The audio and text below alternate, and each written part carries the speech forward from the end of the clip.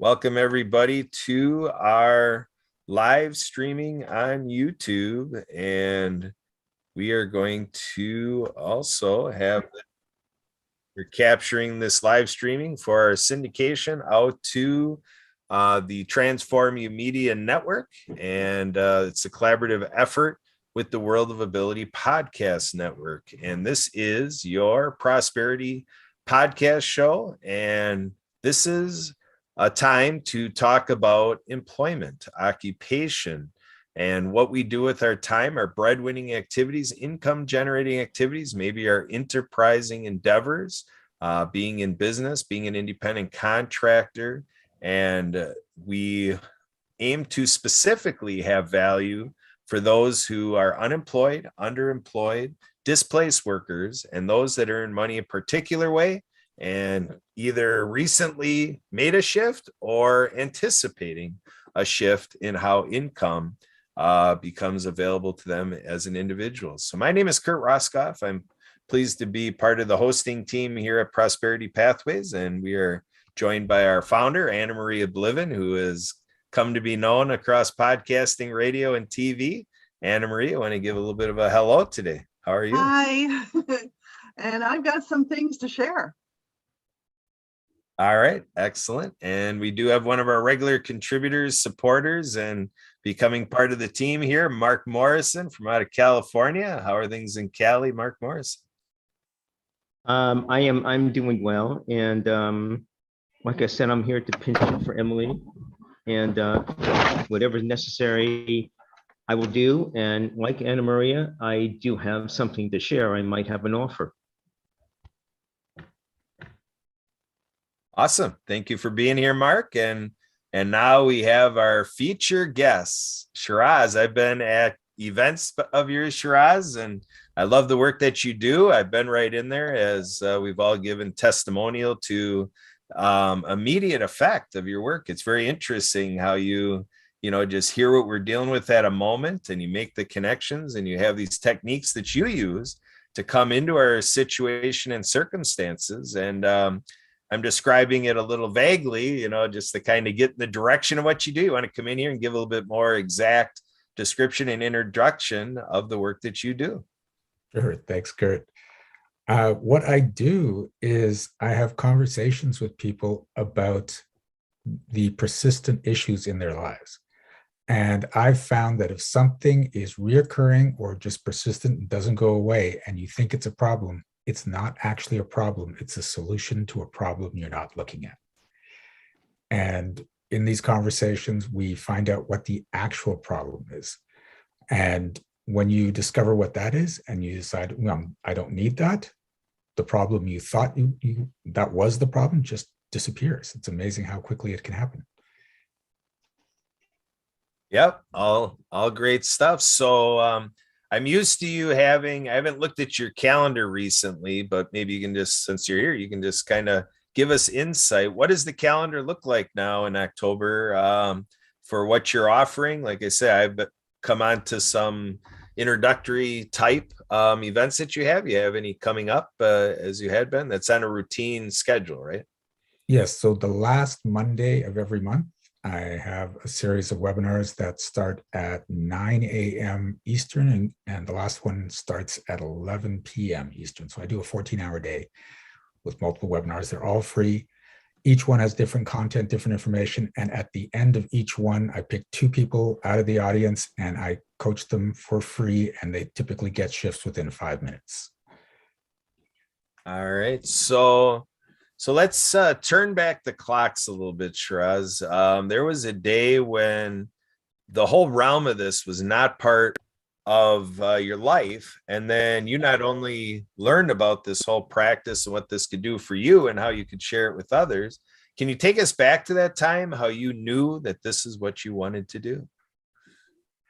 How I knew it was, well, it's interesting because at first I didn't know this is what I wanted to do, but I knew I wanted to do something.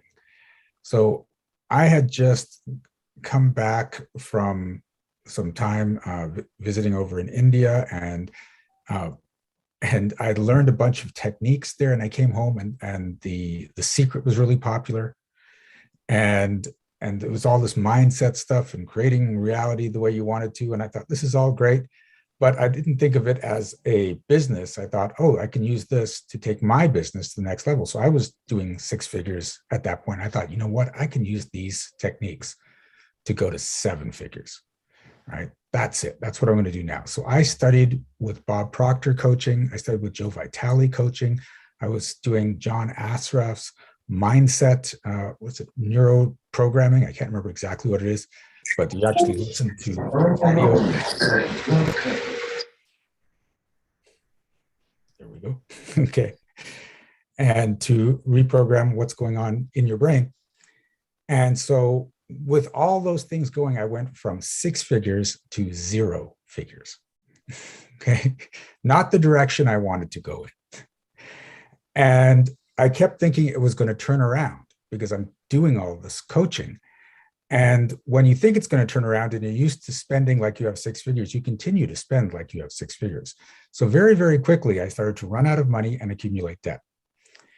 And I was really frustrated and annoyed. And I was sitting there going, but these people are all making money. They've got these programs. Everyone raves about these programs. Is this all just crap? So I actually got a bunch of my friends and I said, listen, I'm learning all this stuff. I'm going to coach you on this stuff to see what kind of results you get. Because for me, it's not doing anything. And they're like, okay. And I know they were kind of skeptical of it's not doing anything for you. Why are you coaching us on? Like, come on. Right. So I coached 7 of my friends and every one of them got phenomenal results from these programs. So I'm like, okay, the programs work, right? Bob Proctor's program works, Joe Vitale's, they just don't work on me. Right? So what's the disconnect here? What's going on? So I kept looking into this and I looked at all these different modalities and I started tearing them apart. And I said, okay, this doesn't work. And this is convoluted. This is too much of the routine. And you have to do this technique and this technique. And how do we simplify it? And how do we go from one thing I found a lot of them is to push through the limiting beliefs, right? Make the effort, do the work, create the habits, and then you'll push through and you'll break through that barrier and finally get to success. And I said, what if we come at it from the other side? What if we look at the barrier and we find out to remove bricks from that barrier so the barrier shrinks and shrinks and shrinks? So then when you try to push through, it's just like, oh, it broke through. So that's what I created. I created something that's called energetic magic. And what I do is I work with people and find out, okay, what's the barriers? Let's start removing those, and then we'll do the pushing afterwards and see what happens. And I found the effect to be phenomenal and the technique very simple because I kept stripping things out from what was existing. And I've had, like, for an example, one woman I was working on, she had never gotten more than 4 clients in her business in a given month. And that may sound like a little, but she has an expensive program. So she was doing fairly well, but she wanted to get a little bit more to get that cushion so she can really just enjoy life. And she never got past 4. And when we were working with her, we looked at what the barrier was, and it was the barrier she didn't look at because she thought it was, she doesn't know how to run her business properly. She doesn't know how to promote properly. She's not doing what her coaches tell her, even though she thinks she is.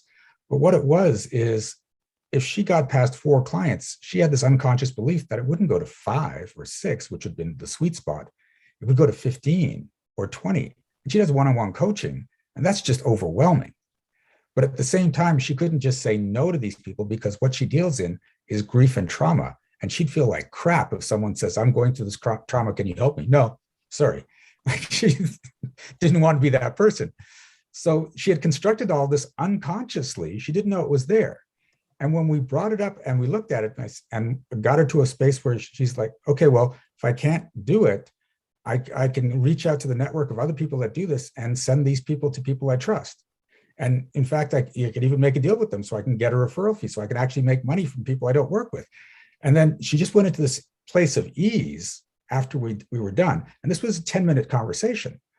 And by that afternoon, she was at 5 people for the month. By the next week, she was at 6 people for the month. And now she's consistently doing 6 or 7 because that was the problem. She thought it was the business. She thought it was her knowledge, but it was just this fear that was under there.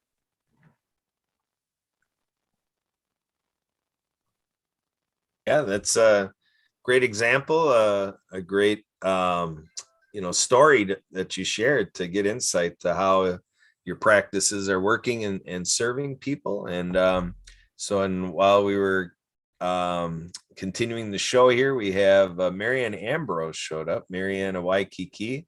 Do you, Shiraz, happen to know Marianne Ambrose that we know through HMP, or is she a new contact? I may have met her. I'd have to like see her on camera to remember. Been to a lot of HMP meetings, so. Yeah, I know that there's thousands of us around, so yeah, it could be a lot. But Marianne, if you're out there and want to come unmute and use an open mic to give an introduction, feel free. Otherwise, Mark, you have any response? Anything that you're gathering from what Shiraz is talking about? Anything sound relevant to your journey in life right now? Aloha. Oh, Mark, hold on to that thought for a second. Marianne, how are you doing? Aloha. Aloha. I just got off of my limousine over here, the bus. It's the best bus system here in Hawaii. So I'm walking to do a spa day to get prepared for the Happy Neighborhood Project's Global Summit, because the founder of Clean Water Foundation is going to be joining me for the event. And so let me get set up here. Aloha. Glad to be here. I've been following you, Kurt, since 3:30 this morning in India. Let me get set up. A lot of traffic. Aloha. Sounds good. Thanks, Marianne. So Mark, what are your reactions? What are you thinking, Mark?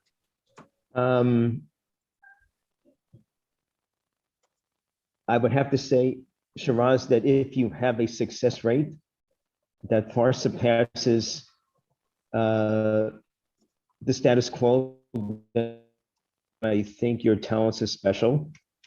And I think if you can get to the point of where people have to understand where they stop themselves, okay, for whatever reason, that kind of account score is really welcome right now, especially in these pressure times.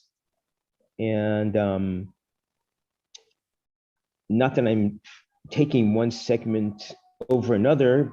However, if people have a concern physically and or emotionally and or mentally, the challenge or challenges are even more more pronounced.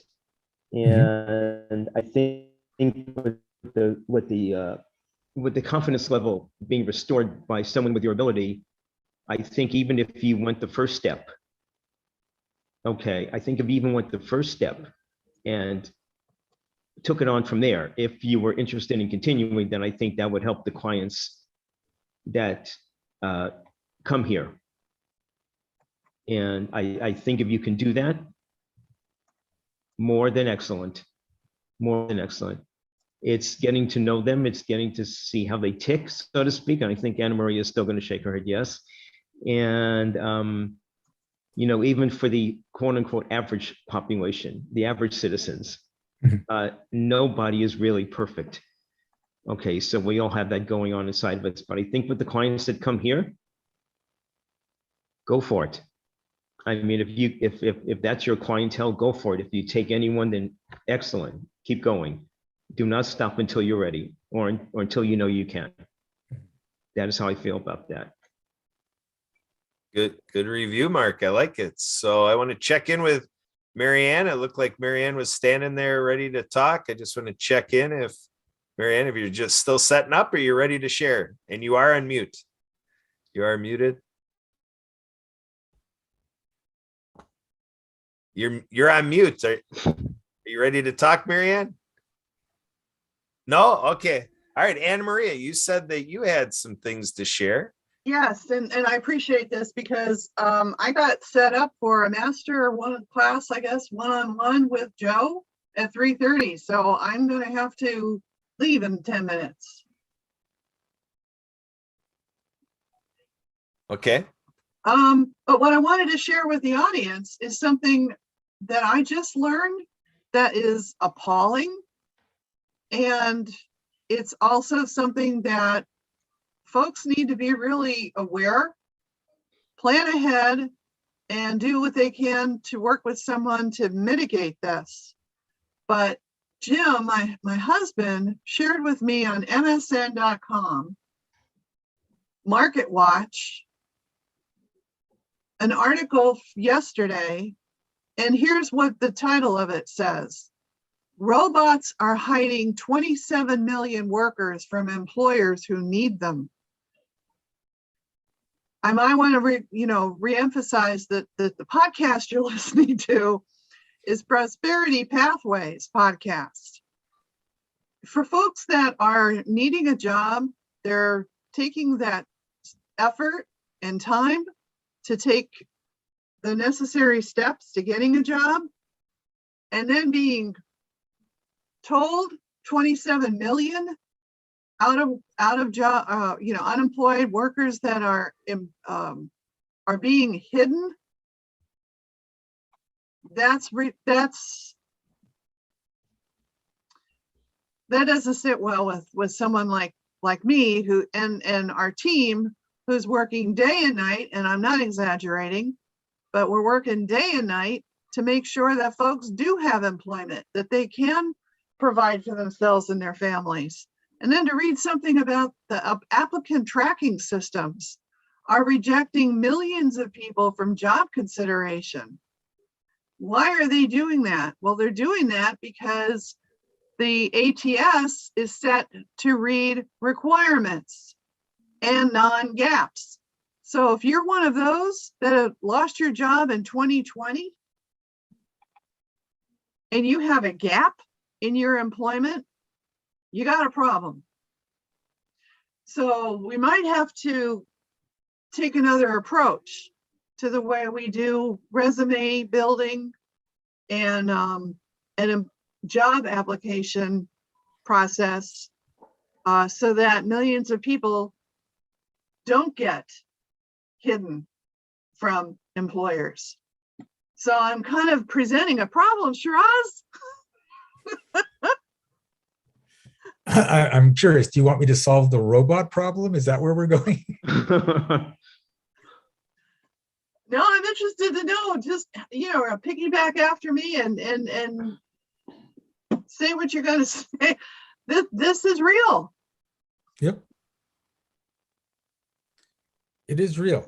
But the thing is, what I've discovered is each individual person creates their own reality. And you can live in the reality of the majority, or you can live in your own special reality where the rules don't apply to you. And I've done this. I've done this before I even learned about this stuff, and now I do it consciously. Most people don't do it consciously. Right? An example of that is I used to work at Oracle, the software company. At the time I worked, it was second largest software company in the world. It was making so much money, and working there, I was getting raises at about 25% per year. And I started there right out of college. And I honestly thought that's what happened at software companies. That's just how the raises went, because there's so much money at 25, like sometimes it'd be lower, sometimes it'd be higher, but on average 25%. And we were on a company cruise, and I was talking to one of my buddies, and I said, what thing I really love about this place is 25% raises. And he looks at me and goes, what the hell are you talking about? And I said, at this company, they give us 25% raises every year. And he goes, no, they don't. We get 4%. And that's above the industry standard. And I'm like, 4%? Wait, how can anyone live on 4%? How can anyone live on less than 4%? Or like, how much? Isn't inflation like 3%? Like that doesn't make any sense to me. And so we said, okay, let's get some other people involved. So we grabbed some other people and we said, look, you don't have to tell us your salary, but on average, what's your raise been at this company? 4%, 4%, 4%. And I'm like, holy crap, right? And so the next time raises came around, guess what I got? 4%. Because they taught me how reality worked. They taught me what I was supposed to get. It didn't matter that I had 5 years of evidence that's not how it works. When you buy someone else's story, you create your reality based on their story. So now I don't do that. People say you can't do that. There's no way, blah, blah, blah. And I always find some way to do it. And I love the way I create my life this way. And I teach people how to do that, because most of the stories that are creating the reality of your life are things you've been taught by your parents, things that you've been taught by the teachers, and they've all got limited stories. So they can only give you a limited reality. But when you start to let go of that and break out of that, you say, oh, wait, this is possible. And I didn't know I could do this. And things just start to show up out of the blue for you. And like that's one of the reasons we call the company Energetic Magic, is that we're working on mindset, but the results often feel like magic showing up in your life. And it's amazing because it does feel like you slipped into a different reality. Very interesting. All right. Well, Veterans Onward to Prosperity show in January of 2022 is all about resilience. And I could think of a perfect match for you to come on as a guest. Then, so we'll probably follow up on you with that as well. Is that okay? Because That sounds good. we have veterans, we have warriors that will soon be veterans that need to hear this from you. It could literally save their lives. It could. It's had an effect on people. I'm actually doing a workshop in a few weeks called Happiness and Resilience to show people how to get into a genuine state of happiness. Because I know a lot of people are trying to force themselves to be happy, and that's not healthy. No. And plus, with all the pandemic and stuff going on, people are getting worn out. They're just like, loneliness rates are up, depression is up, and you need to be resilient in this time. So I decided we got to put this workshop out now, right? So. Okay. Well, I have 3 minutes and I have to go run. All the best. Bye. Hey, thanks, Anna Maria. Oh, are you the host? No, you're not. I have to make you the host. Yep. Uh-oh. Thank you. Yeah, I think if you hopped out, it would make either Mark or I the host automatically. But yeah, if you want to select me, that's great. And then Marianne, are you set up over there, Marianne? Actually, yeah, I'm set up for a Nice to spa see you. day that I I gotta go. deserve. Yeah. Last week, you guys saw me get my flu shot with the senior citizens at Lawns. Now I'm getting a pedicure because I'll be interpreting tomorrow with HMP Ability, as well as we'll be down at the Modern Hotel, and Leah McLaughlin is joining me from Clean Water Foundation. We're going to meeting of the minds with the Hawaiian Islands schools to bring filters to the schools here in the Hawaiian Islands. So not only that, we'll be on the Happiness Global Summit. So I'm just getting a little pamper because that shot hurt last week. My arm was sore and I had a sore wrist. I think I slept on my arm, my left arm with the shot, and my eye watched the wrong way. So I had a little sore wrist. So I'm getting a little pamper so I can be ready, be fluent in signing. And I just wanted to share, yes, life coaches are amazing and go for it. If it comes to you for yours to do it. And also too, that can benefit your clients as well as yourself, your mind, body, and spirit, is to listen to solfeggio frequencies. Okay, there's different frequencies to raise your vibrations and elevate you.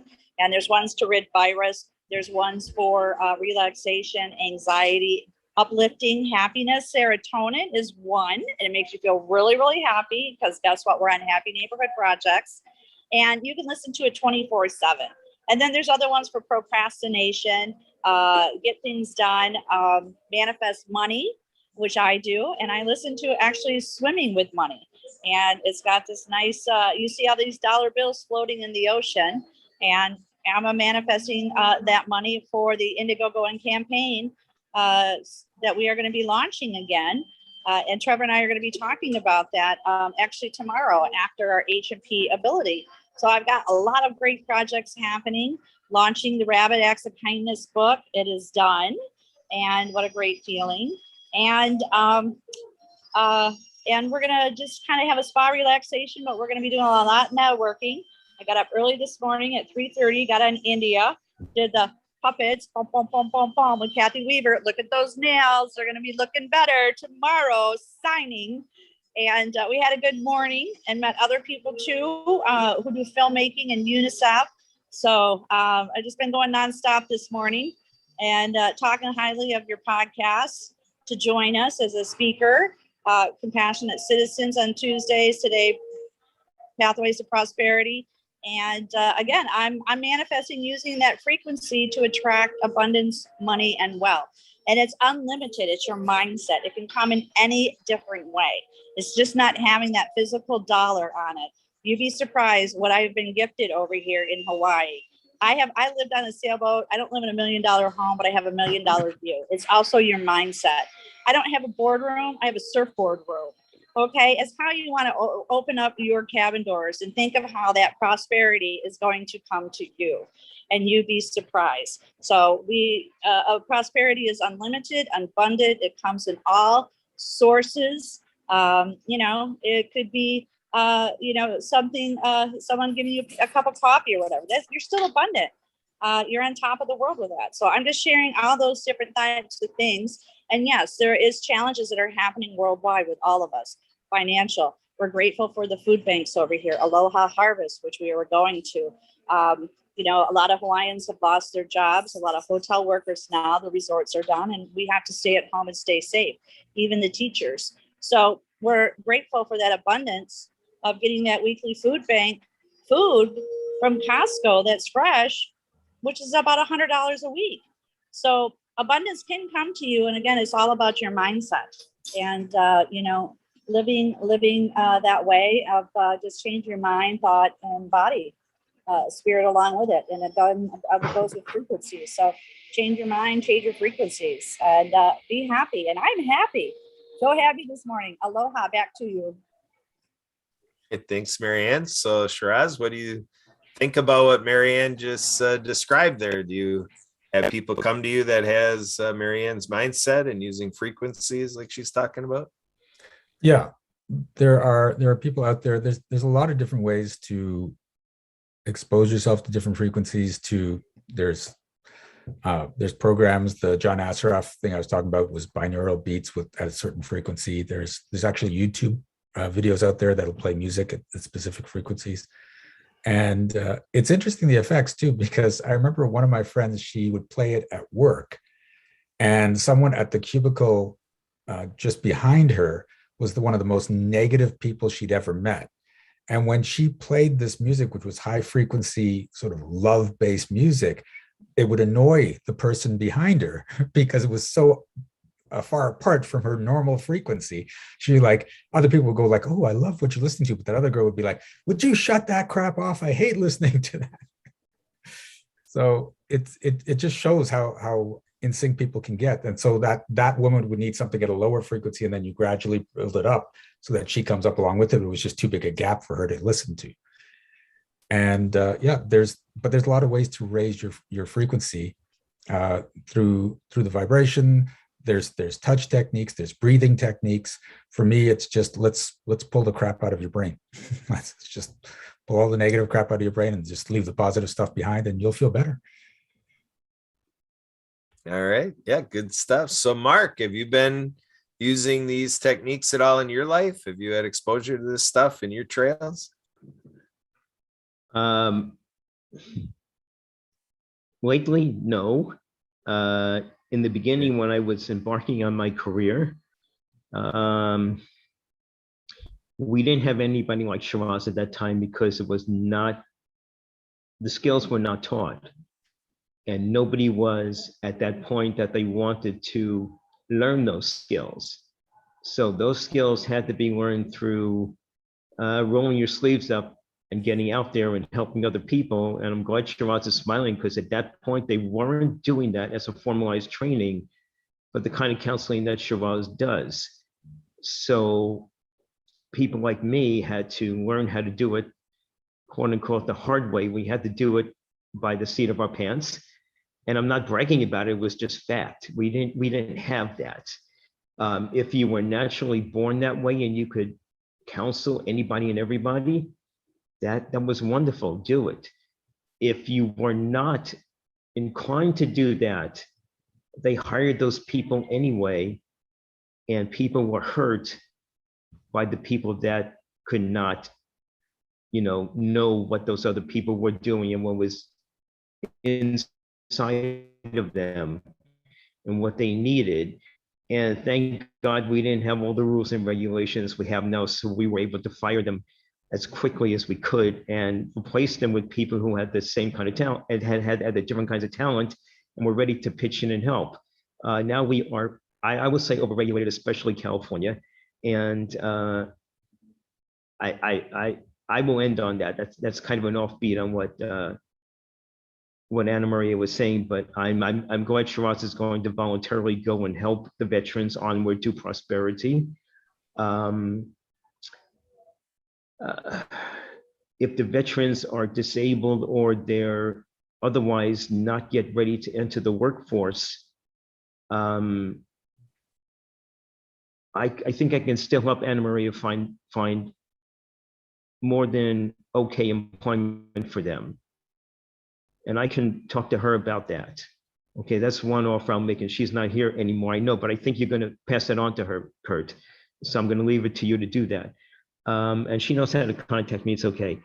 Plus, I don't know, you're going to be ending this in about 15 minutes or so. I'll put the offer out there for your clients, for your membership, whatever you want to call them, whatever's on the various roles that you have. I would like to meet with your people that you and or the counselors consider ready to get out in the workforce. I'm making the offer that I want to have them as part of my team and I will train them.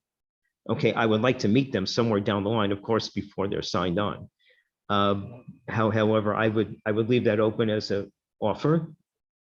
And you know how to contact me, and we can speak and talk, whatever you want to do. I'll do whatever the rules say at this point. However, that's my offer. So if they're ready to do a 1099 job, so to speak, and I would love Shiraz to be there as a counseling expert in case he's needed. But that's the offer. It's not fully in my mind yet, but that is the offer right now. All right, excellent. Thanks, Mark. Appreciate it. We'll have to keep working on that and make that made known to people and see if some individuals want to come in and be a part of that format and take advantage. So Shiraz, what are your thoughts in terms of what Mark says? And I'm kind of hearing these thoughts of transitions. He kind of made reference to a while back in his life and talking about, like, even in terms of in what you do, I'm gathering even the field of your work is transitioning as people are recognizing this as a mode by which to experience the improvement that they need. So can you speak to that a little bit in terms of, this modality and how that's transitioning, and then how that's interplaying with a specific transition of a person's life? Okay, so it's interesting because there's a lot of truth to what Mark said, but there's also a little bit that wasn't true, in that he said it wasn't available, but it just wasn't widely known, because books like Think and Grow Rich came out in the 1920s. So the thinking was there, the information was there, but people just didn't think to access it for a long time. It wasn't mainstream. Now it's mainstream. Overseas, it's been taught for centuries in different countries, but not North America. So now that people are getting it, everything is changing. Now, and it's coming at the right time, because there's a lot going on in the world, and we need people in this place of mindset, knowing you can to shift your mindset, shift everything in your reality. And yeah, it just wasn't available. Because I remember growing up, my father was looking for something like this, and we went to course after course after course as he's searching for something he knew was out there but couldn't quite find. And the things he took us to, I'm like, where did you even find this? What is this? I've never heard of this before, because he had to really search to find these things. And he finally found a spiritual guru that was based out of India, but would visit Canada. And that was the guy that just opened everything up for my father and taught him meditation, yoga, and things like that. Now, I don't go that direction. I mean, I do meditate from time to time, but my thing is more on this weird scientific spiritual thing, in that I talk about when you create a belief, you actually grow neurons to support that belief. And when you want to change that belief, you've got to find a way to get rid of those neurons, because they're holding that belief in place, and it becomes like an addiction. So there's also chemical addiction, because whenever your belief comes out, even if you hate it, you get to be right about it. And whenever you're right, you get a hit of dopamine, and you get a dopamine addiction. So there's this all scientific stuff going on that's related to the spiritual side, that's related to the mindset side, that's coming out. And that's all evolving now, because people are putting it all together and finding that where science and spirituality are based together. Quantum physics is showing us, they've shown if you look at it at something with one thought, you look at something with another thought at a quantum level, you'll get two different results from the exact same experiment. And your thoughts are the only difference in the experiment. And so if that's going on at a quantum level, that's going to happen at the macro level. So with my modality, yeah, it is changing. I've actually just found new information, and I'm adding more stuff to my modality to get people even bigger and better results by new practices they can do on their own when they're not in sessions with me. And I look forward to the change that that's going to bring for the. But I know other modalities, people that are getting that change is inevitable. Their modalities are changing too. There are some people that have a modality and it's set in dogma, and those are just going to become outdated because everything in the world is changing. For sure, for sure. And as I think about, you doing what I've seen you do at your events, and then, just through your website, social media, LinkedIn, just kind of going through my learning curve of what you do.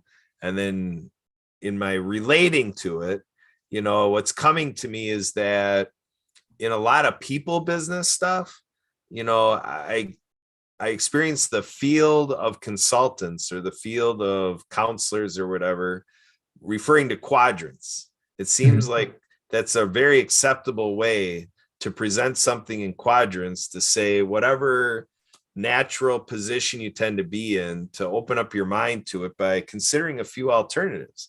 Saying we think of it not only for ourselves, but then another person that we're exchanging in. Is this something that has been part of your developing your adjustment? Like when you do your events, you don't necessarily know the person that you're deeply engaging with. So can you speak to how are you navigating all that to come up with the response that I've observed you give in your events? Okay. So what happens is when I have a conversation with someone, I can tell when their conscious beliefs match their unconscious beliefs. This is a skill. It is teachable. It's not some gift I've been given. And I actually teach people. I just did a course on it this weekend. And so when someone's talking to me, like they're not purposely trying to lie, but the lies come up in a whole bunch of factors, in the energy of who they are, in their body language, in the inflections in their voice. There's all this stuff that shows a person is lying, even if they don't think they are. And so I could ask someone, well, I know you're struggling with money right now, but would you like to make an extra $100,000 this year? And they'll be like, oh, hell yes, I'd love to make an extra $100,000 this year. But the energy will say, no, that would be a horrible thing. I'm like, okay, so you don't actually want to make extra $100,000. Let's dig down. I'm going to ask you some questions. Let's see what comes up to see what's going on. And some common things that come up for people where they think they want money, but they don't, is if I have a lot of money, will I then have to be responsible for a lot of people because I can afford to be? And that I don't want that responsibility. If I have a lot of money, will people be coming to me? Can I have some? Can you invest in my project? Can you give it to me? You should take care of the family with this. I don't want to have to deal with that. So don't have the money. And your unconscious mind goes for the simplest solution. If you don't want to deal with that, if I don't have money, you don't have to deal with it. Right? If you're working hard now and you want to make a lot of money, and you've been taught in order to make money, you have to work harder. And then if you throw $100,000 on there, your brain goes, oh, hell no. I'm struggling to make, say, 20,000 now, or 25,000. 100? No, that's 4 times the work. Screw it. No. Right? And there's all these different things. My family is just a poor family. That's what my parents taught us. We were just poor. That's our lot in life. So I have to abide by my parents because they know everything. Right? I remember one person that was in one of my workshops, her parents had told her over and over, it's better to be poor and happy than rich and miserable. And she thought those were the two options, that there was no other, it's just those two. So she wanted to go with the happy, right? Like, what if you could be rich and happy? Because I know people that are poor and miserable. Like, why can't we do? And so when I opened her up to those new possibilities, it's like, oh my God, yeah, my parents used to say that over and over and over. And so when I asked her if she wanted to be rich, of course she didn't say yes. Like, she said yes, but she didn't mean it because of her parents, right? So that's where it all starts. It's finding out where the lies are. And that's how I can connect to people so deeply, because I don't go by all the explanations and the reasonings, and I've been through this and I've been through this. I just go straight to, oh, you don't want to have money. Let's look right at that and not everything else that's going on in your life. That is, I'm having problems finding a job, or my resume is not right, or I don't have the right. No, it's the basic thing is I don't have money, and I create all the rest to justify why I don't have the money, when it's really one of those reasons, or another reason I didn't mention, that's the real problem. Right. Yeah. Just last week, another business advisor at the Happy Neighborhood Project in our networking formats, shared in the breakout room that she had gone through with a client about. She got to a point where the client was saying on some of the things that seemed to be helpful for the business, that the business owner was saying, I don't have time for that. And then she had to work through a different mindset, and kind of the way I'm capturing it myself anyway, is it seemed to be about, reframing the way you address that possibility of what you could be doing. And when you say you don't have time for it, she said, let's think of that in terms of priorities, that if you're saying that you don't have the time for it, she's like, let me come back and say what I'm hearing is that you don't have a priority for it. And then she worked with the client to say, is that what you want to say? Like, she doesn't just have people nod to her like, yeah, that's right. She works with them until they say it, because they just said that they don't have time. So then she worked with them to say, okay, now are you wanting to follow with that, to say that is not a priority? And then they get a little uncomfortable, like, well, no, it actually is a priority. Well, then it's like, okay, well, now you do have the time.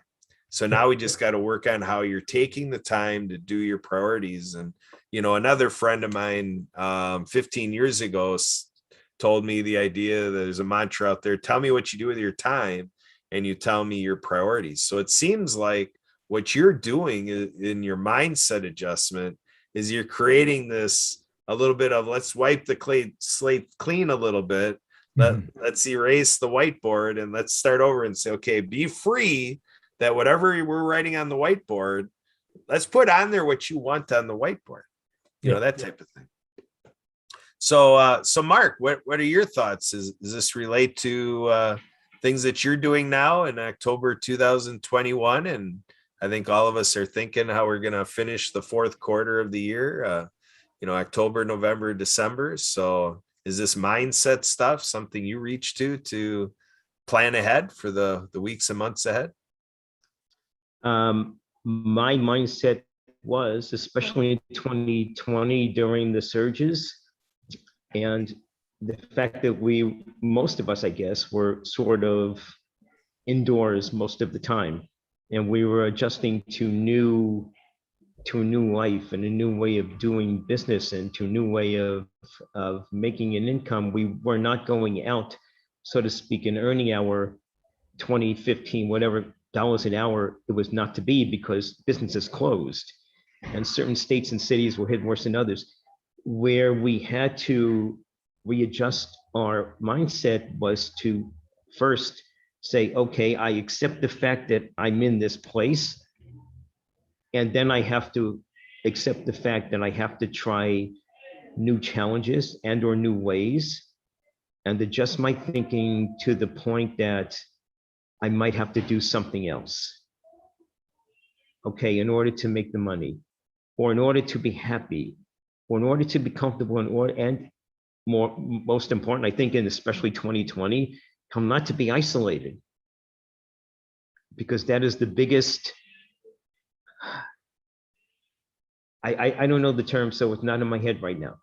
That is the biggest and most disappointing factor in a person's life. Of he, she, they, them, whatever. They recognize they're isolated, they're by themselves, they're alone, they don't have anyone. Okay, so they have to do something about that, whether it's work, play, whatever. So my choice in a new way of making an income, a new way of helping people, is that since I'm a little older than both of you, I've been doing both mindsets or all mindsets of counseling since the year 1976, and it's now 2021. So you can do the math. In 1976, I was 22. Do the math. It's fine. Back in 1976, everybody was together. All we had to do was get the clients and or students and or whatever to trust us. In that day and in that age, it was fairly easy to do.